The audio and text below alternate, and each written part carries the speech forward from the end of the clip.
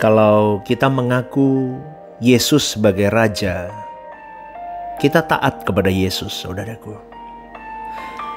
Kita akan mengenakan pikiran dan perasaannya.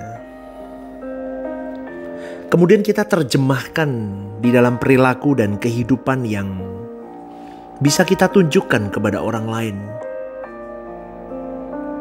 Kalau raja pada umumnya mau dipuaskan keinginannya, dituruti, semua dikerjakan untuk dirinya sendiri. Tetapi Tuhan itu beda. Tuhan tidak begitu. Tuhan mau kita melakukannya untuk orang lain. Firman Tuhan berkata, Ia tidak menghendaki seorang pun binasa.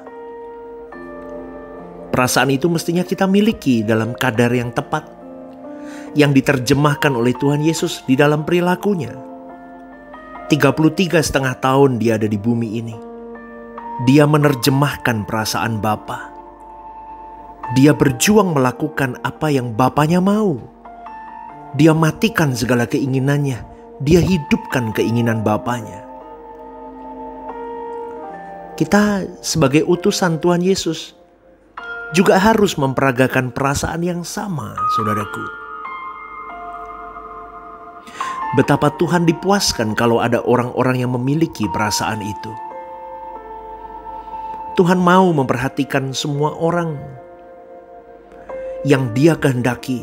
Tetapi Tuhan tidak turun dengan tangan dan kakinya. Dia turun melalui tangan dan kaki kita, saudaraku. Bumi ini, dunia ini semakin jahat. Semakin banyak orang menuju kepada kebinasaannya. Tuhan menangisi hal itu, saudaraku. Tuhan tergerak dengan hal itu. Dia sedih akan hal itu. Maka kalau firman Tuhan mengatakan Dia tidak menginginkan seorang pun binasa, maka kita harus memiliki beban yang sama. Kalau Yesus membayar harga keselamatan manusia dengan darah dan nyawanya, kita pun harus berani mempertaruhkan apapun demi keselamatan orang lain. Sayangnya, saudaraku, kita sering menjadikan diri kita raja. Kita hanya berpikir apa yang kuingini, apa yang harus kucapai, apa yang memuaskan diriku harus kulakukan. Orang seperti ini belum menjadikan Yesus sebagai raja, saudaraku.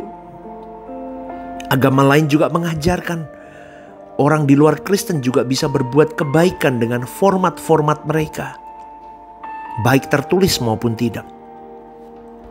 Sedangkan kita, saudaraku, orang percaya, melakukan kebaikan, berbuat baik berdasarkan pikiran dan perasaan Tuhan. Jadi kalau untuk orang di luar umat pilihan, apa yang kau perbuat untuk saudaramu yang membutuhkan, itu maksudnya perbuatanmu kepadaku. Tetapi orang Kristen, kamu memperagakan pikiran dan perasaanku. Apapun yang kau lakukan harus sangat memuaskan hatiku. Saudaraku, kita harus bertumbuh dewasa. Bukan sekedar mengerti tatanan hukum mengasihi, bagaimana menolong orang miskin, bagaimana membantu orang yang sedang kelaparan, bagaimana membantu orang untuk bisa sekolah dan sebagainya. Tapi kita harus benar-benar mengerti tatanan hukum mengasihi. Dan ini harus dimulai dari kedewasaan rohani. Kedewasaan di dalam berpikir, berperasaan, saudaraku. Itu semua dimulai dengan kecerdasan roh. Ketika bertumbuh, ketika kita berjuang memiliki pikiran dan perasaan Kristus, maka hidup kita memperagakan pikiran dan perasaan Kristus. Tuhan senang kita menolong orang miskin. Tuhan senang dan memang menghendaki untuk kita menolong orang-orang yang membutuhkan pertolongan kita. Tetapi saudaraku, dengar baik-baik. Tuhan lebih menghendaki kita melakukan segala sesuatunya karena pikiran dan perasaan Kristus. Apa yang menjadi beban Kristus, apa yang menjadi beban Allah Bapa, itu menjadi beban kita. Dan pasti ketika kita memiliki beban yang sama seperti beban Tuhan, kita pasti akan memberkati sesama kita. Dan pasti sesama kita akan diberkati melalui hidup kita. Karena Tuhan Yesus bukan raja yang mau disenangkan untuk kepentingannya sendiri. Betul saudaraku, ini bukan berlebihan, tetapi itulah standar yang Allah Bapa kehendaki untuk engkau dan saya kenakan dalam kita memiliki kecerdasan di dalam kita mengerti apa yang menjadi pikiran dan perasaan Tuhan. Kecerdasan roh itu menentukan apa yang akan kita lakukan. Adakah yang kita lakukan seperti Yesus lakukan? Kalau kita benar-benar menerima Yesus sebagai Tuhan, saudaraku, tidak ada lagi kehormatan selain kita bisa bersama-sama menanggung bebannya, seperasaan, sepikiran dengan Dia. Artinya begini, Dia Tuhan, Dia majikan. Maka aku harus menundukkan diriku di hadapan Tuhan. Aku harus memberikan segenap hidupku tanpa batas untuk aku digarap oleh Tuhanku. Aku diperalat oleh Tuhanku. Aku dijadikan alat untuk menyelesaikan pekerjaannya. Kita bisa berkata, pakai aku Tuhan. Ini hidupku. Telisik hatiku. Telisik pikiranku. Sampai semua cerita hidupku bukan lagi tentang aku, tapi tentang Engkau. Dan semua aku lakukan untuk Engkau, Allahku. Berani gak saudaraku? Sampai di titik-titik seperti itu. Maka kalau orang masih merasa memiliki sesuatu, atau masih seakan-akan dia berkata, aku masih berhak memiliki ini dan itu. Aku masih punya hak untuk memiliki materi ini dan itu. Aku masih punya hak untuk memiliki kesenangan ini dan itu. Maka tidak mungkin dia bisa memperagakan hidup Yesus. Dia tidak mungkin bisa menerjemahkan pikiran dan perasaan Yesus. Karena Yesus tidak memiliki kepentingan lagi. Yesus tidak memiliki apapun selain Bapanya dalam hidupnya. Dia sudah habis-habisan, saudaraku. Habis total. Kadang saya berpikir, saudaraku, sebegitunya mengikut Tuhan. Sakit, saudaraku, tetapi melalui sakit itu, kita tahu bahwa kalimat di dalam firman Tuhan yang mengatakan, barang siapa mengikut aku, dia harus menyangkal diri dan memikul salib. Itu nyata. Sampai tidak ada kepentingan, tidak ada kesenangan, tidak ada agenda, tidak ada nilai diri, harga diri lagi selain Tuhan dalam hidup kita. Itu perih, saudaraku. Bahkan kau harus bisa berkata, kebahagiaanku Tuhan, Tuhan cukup bagiku. Kalau engkau belum berani berjuang di titik ini, kau bisa berkata ini pendeta ngimpi kelihatannya. Mustahil. No, saudaraku. Tidak ada yang mustahil bagi Allah. Maka kalau dengan kekuatanmu sendiri gak mungkin kau bisa menyenangkan klimaks hati Tuhan. Memikirkan apa yang menjadi beban Tuhan. Melalui Roh Kudus itulah kita mampu. Tapi kita harus sedia untuk dibentuk.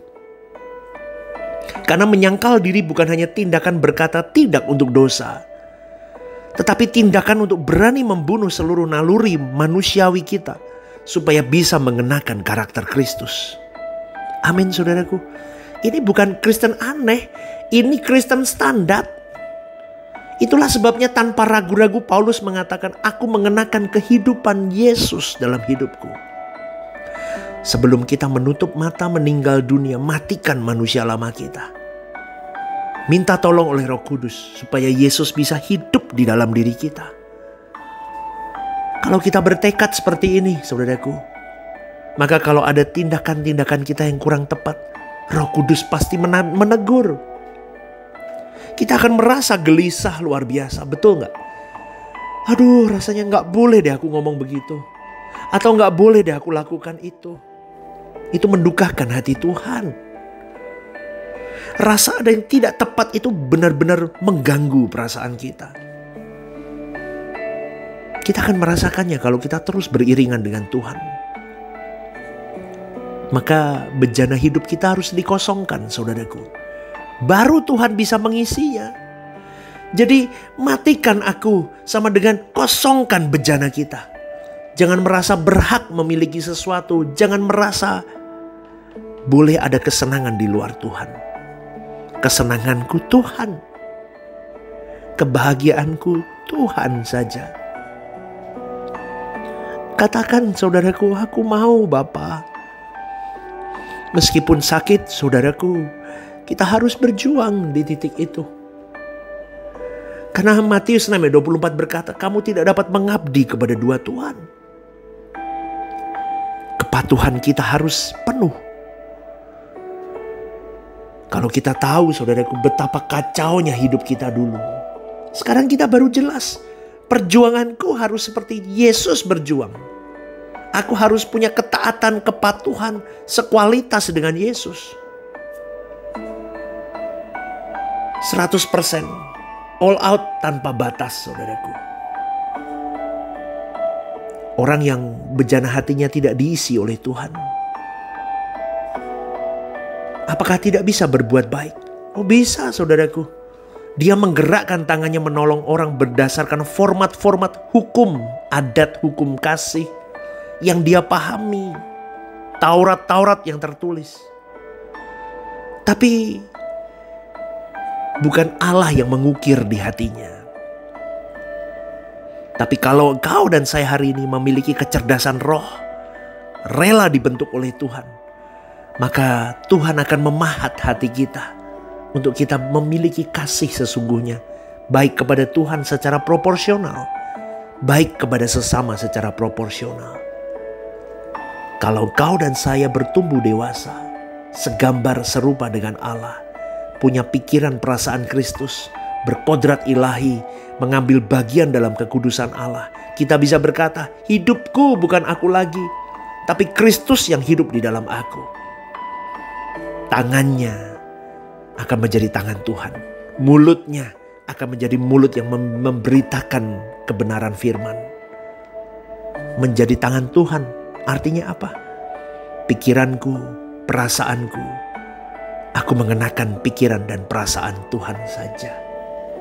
Saudaraku, jika hari-hari ini kita hidup, kita mungkin secara tidak sengaja menyakiti orang.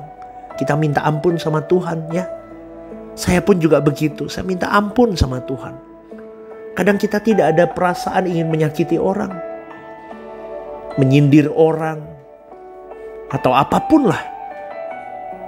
Tapi kadang kita bisa, loh kok disalahpahami. Tapi percayalah saudaraku, minta ampun sama Tuhan, itu jalan yang terbaik. Minta hikmat Tuhan lebih lagi. Saya pun juga begitu saudaraku.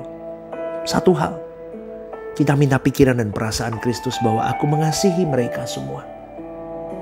Aku mengasihi orang-orang yang mengasihiku. Aku mengasihi orang-orang yang tidak. Mungkin hari ini membenciku, menyalahpahamiku. Berani gak kita berkata begitu saudaraku? Kita peluk mereka satu persatu. Melalui doa, kita katakan kepada Tuhan, aku mengasihi mereka. Aku mengampuni mereka. Dan aku minta ampun di hadapan-Mu Bapa. Kalau tanpa sengaja aku melukai orang lain. Karena aku tidak mau melalui diriku banyak. Jika ada orang-orang atau jiwa-jiwa yang tersesat karena kebodohanku. Ampuni aku Tuhan. Aku mau dipakai lebih lagi. Rendahkan hatimu. Minta Tuhan garap. Amin saudaraku. Selamat pagi ya. Selamat beraktivitas hari ini. Tuhan menyertaimu.